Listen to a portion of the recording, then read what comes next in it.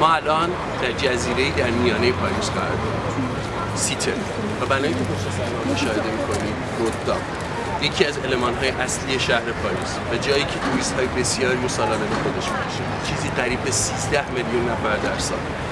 نکته جالبی که این کلیسا داریم سرشار از ظرافت‌ها و ساختارهای مختلف معماری، پر از داستان‌هایی از انجیل و تورات.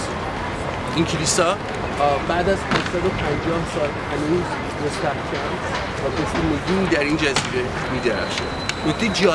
نکات جالبی که در مورد این کلیسا میتونیم بهش اشاره بکنیم اینه: این کلیسا دارای دو محدود 260 متر از زمین فاصله داره و این 260 متر فاصله رو با اشکال و مجسمه هایی از شیاطین و انسان ها پر کردن. ریدم توش، نمیتونم جمعش کنم. چرا میتونی؟ خیلی خوب اومدی، خیلی خوب.